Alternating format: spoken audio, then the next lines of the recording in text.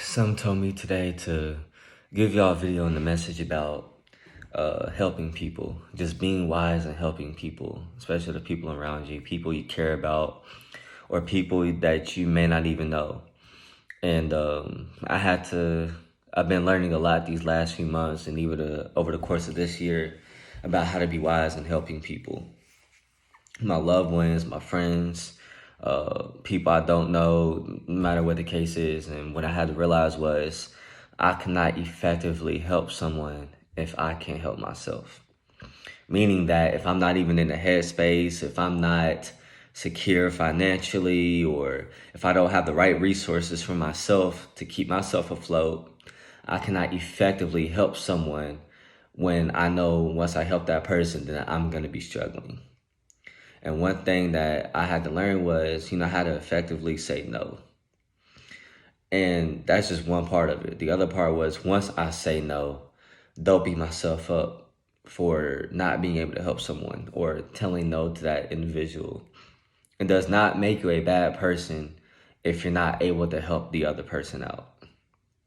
You have to come to a point where you have to put yourself first, not in a selfish way. Still help people, but make sure that you at least put yourself into position to where if you help that person out or that group of people out, that you're still good by yourself or on your own. Make sure that you're good first before you try to help the next person. It doesn't do you any good. You don't come out on top if you help someone else and put yourself in a bad position.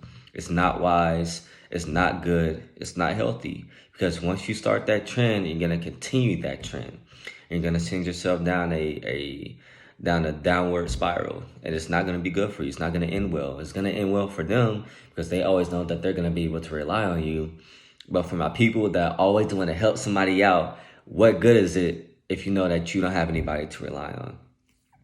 I'm talking to the ones that everybody can rely on you. And when you try to ask somebody else for help, it's like they can't even offer you the same help that you're giving them. And I know you're tired of it. I know it hurts because you're such a giving and a caring person, and you're such a loving person, and you want to help everybody else out. And you have this helpful heart and all this and all that. But I need you to realize that people like you on this earth, you're going to have to learn how to stop pouring. Because if you keep pouring like you've been pouring, you're going to go empty. And those same people that you've been pouring into, they cannot pour into you. That's what I want you to realize. It does not do you any good if you continue to pour into people and nobody's able to pour into you. You're going to have to be able to tell people no. So that those times where you're feeling fatigued and overwhelmed, do you feel like you have nothing left to give yourself that space and time to pour back into yourself. And once you get filled up, whether that be mentally or spiritually, emotionally or financially or physically, then you can start pouring back into other people. And then next thing you know, you're able to do that without, putting yourself in a bad position, without compromising yourself. So what I want you to work on this week and the weeks to come, the rest of your life, learn to effectively pour and then scale back, pour and scale back, pour and scale back. So you don't keep hurting yourself. So you don't keep holding grudges against people that that you want to help, but you're mad because they can't help you the same way you help them. Learn to pour and scale back. And there's nothing wrong with that. God is not going to punish you for that. God loves you. God loves people who loves to help people. And he understands everything that you've been going through. But I want you to know it's okay to scale back. It's okay to say no. Because if you don't say no and you keep pouring, you're going to go empty. And once you go empty and you get to that state in that place where you're so tired and you feel like nobody's there for you, your heart is going to start to grow cold. Because you're realizing exactly who you've been pouring into, that these people will never be in a position to pour back into you. So you're going to start feeling some type of way about them. I have had many conversations and discussions with people about this, even with myself. You have to be wise because people are going to take advantage of you. They're going to try to keep, they're going to keep asking you to pour into them. They're going to keep looking for a drink. That's just how it is.